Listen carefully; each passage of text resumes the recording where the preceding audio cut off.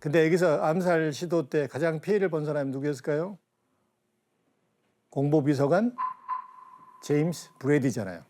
그래서 브래디를 중심으로 강력한 총기 규제법 제정 운동이 일어납니다. 그 결과 1993년 브래디 권총 폭력 예방법이 통과되었는데 처음 법안을 제안한 지 7년 만이었습니다. 1993년 브래디 권총 폭력 예방법 주요 내용. 신원 조회를 위해 5일간의 대기 기간을 의무화. 총기 구매 예정자가 경찰이 수배하고 있는 범죄자가 아닌지, 혹은 불법 체류자가 아닌지, 혹은 정신 이상자가 아닌지 등의 배경 조사 실시. 그러니까 어쨌든 이렇게 계속 뭔가 규제가 많아지고 있으니까 확실히 좀 줄어들었겠네요, 이런 범죄 같은 것들이. 이제 효과 면에서는 지금도 뭐 논문이 나오고 있던데 명확하지 않아요. 어떤 쪽에서는 효과가 있었다. 어떤 쪽에서는 실효성이 없었다. 그런데 왜 실효성이 없었냐면 연방 정부의 허가를 받은 공식 총기 매장에만 이게 적용이 되잖아요. 네. 그래서 완전 합법적으로 하는구만. 그렇습니다. 문제는 총기 유통의 40% 이상이 어디서 합니까? 동네 벼룩시장, 개인 간의 거래에서 거래가 됐기 때문에 이런 부분이 그다지 이렇게 실효성이 있다고는 볼 수가 없죠.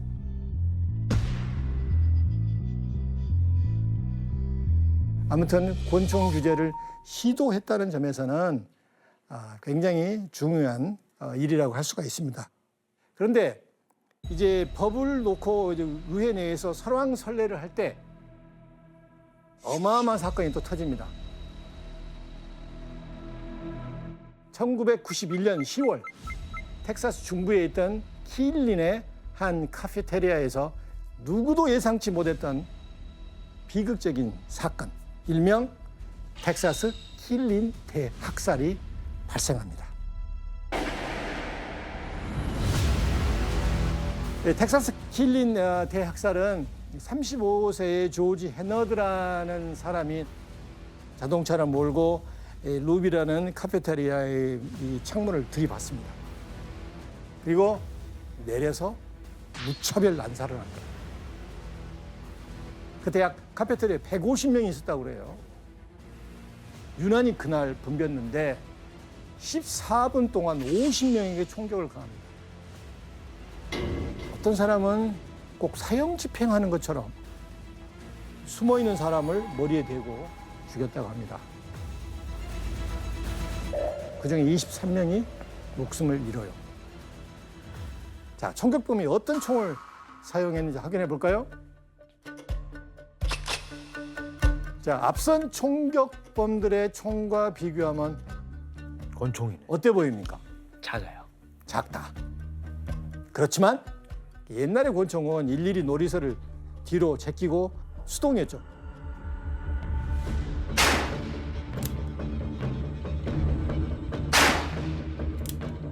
그렇지만 이것은 장착만 하면 무조건 발사할 수 있다. 굉장히 또 위험한 총이었습니다. 이건 어떻게 보면 좀 최신식이네요, 크리스 씨, 그죠, 총이. 네, 최신식이고 다 발사하잖아요. 자동으로 이 주둥이 이 부위가 뒤로 튀어나와요. 그 다음에 탄창 빠져나오고 다른 탄창 이렇게 끼워놓고 바로 다시 쏠 수 있고. 굉장히 빨리 쏠 수 있네요. 고기와는 달리 굉장히 무서운 총입니다. 그래서 연방정부는 이제 그 심각성을 깨닫게 됩니다. 그래서 총기 난사 범죄를 통제하기 위해서는 시효 10년인 소위 공격용 무기 판매 금지법을 제정하게 됩니다. 19개의 공격용 무기는 제조 또는 판매 금지, 10발이 넘는 신형 대용량 탄창 금지. 이제는 종류 규제가 나오네요. 그렇습니다.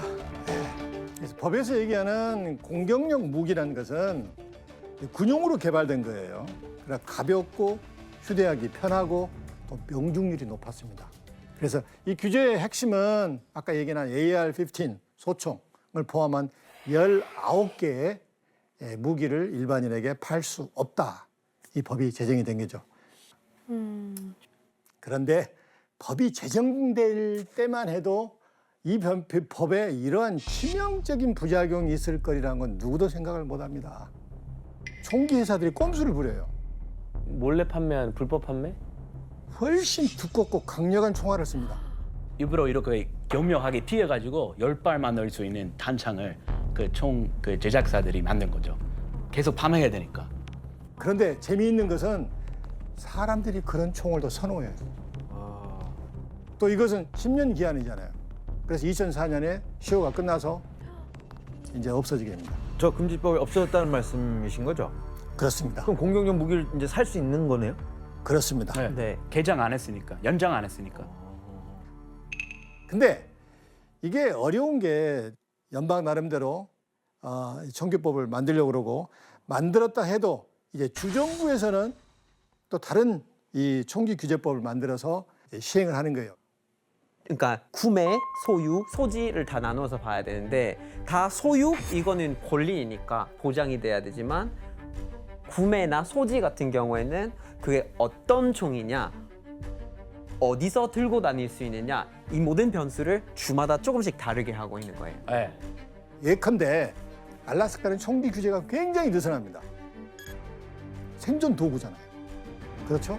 그래서 사실 총기를 사도 등록할 필요가 없어요. 아이오와 주에서는 14세 이상만 되면 부모의 보호와 감독 아래 엽총 같은 것을 소지할 수가 있습니다.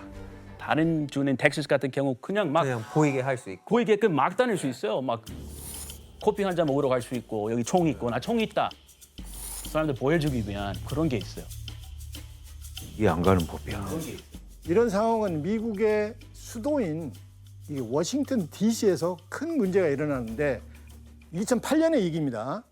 워싱턴 DC는 미국 내에서 개인의 총기 소유를 가장 엄격히 규제하는 정책을 폈었습니다. 그런데 워싱턴 DC에 살고 있었던 딕 앤서니 헬러라는 사람이 연방헌법 수정헌법 제2조에 제시된 국민의 권리를 워싱턴 DC가 침해하고 있다. 소송을 냅니다.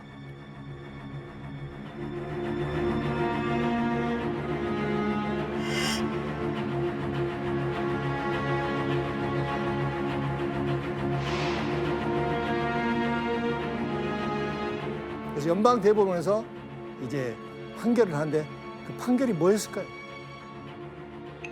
워싱턴 DC의 총기 규제법이 위헌이라고 판정해서 헬러의 손을 들어줍니다. 아, 4번까지 갔는데. 결국 미국은 총을 규제하는 것보다 총을 소유할 권리가 먼저인 거죠. 그래서 지금까지도 총기 규제를 반대하는 사람들은 이 판례를 근거로 총기 소유를 금지하는 건 개인의 자유를 침해하는 것이라고 강력하게 주장합니다. 두 분은 뭐 총기 규제를 찬성하시는 거예요? 반대하시는 거예요? 저는 찬성. 규제 찬성이죠. 찬성. 확실히 찬성하고요. 네. 총은 없앨 수는 없습니다만 확실히 그 규제를 좀 엄격하게 지금보다 훨씬 강력하게 해야 된다고 네. 생각해요. 그러니까 소유권은 없애는 거는 헌법 위반이기 때문에 절대 못해요. 그거는 동의하지를 못하지만 근데 확실하게 이제 제대로 된 규제가 있어야 되는 것 같아요. 근데 이해는 가요. 이게 합법이라면 당연히 상대방이 갖고 있을 수 있는데 나도 있어야지. 그러니까 네, 그거는 저는 맞아요. 저도 이해는 가는데 맞아요. 적절한 이유 있어야만 호신용 총. 총 소지할 수 있다. 저는 그런 생각해요. 그래서 자 미국인들이 총기 소지에 대한 생각을 나타낸 여론조사가 하는데 한번 볼까요? 궁금하다 이거. 맞아, 궁금해요.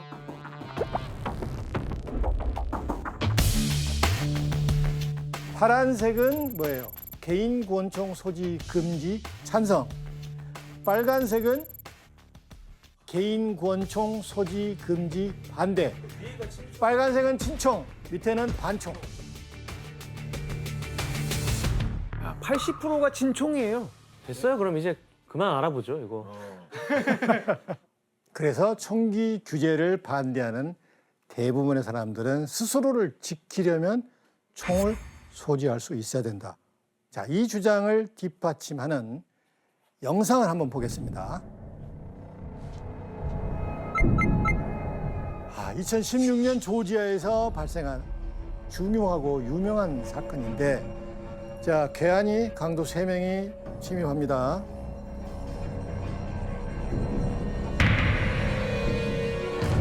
어머 깜짝이야. 여성이 총으로 강도들하고 맞닥뜨리고. 근데 강도들이 다 도망가요. 그중에 한 명이 총에 맞고 죽습니다.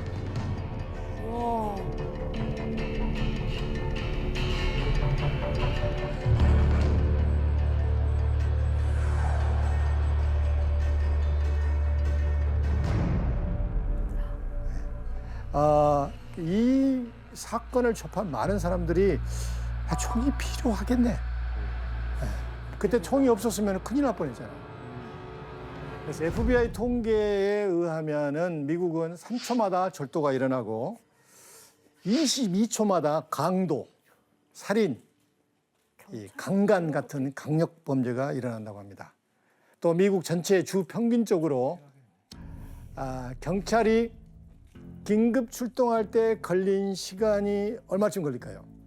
오래 걸릴 엄청 것 오래 같아요. 걸려. 7분에서 14분. 7분에서 14분. 평균 얘기하는 겁니다. 그러니까 친총파들은 경찰이 오기 전에 얼마든지 피해를 당할 수 있기 때문에 총을 가져야 안전하다는 얘기죠.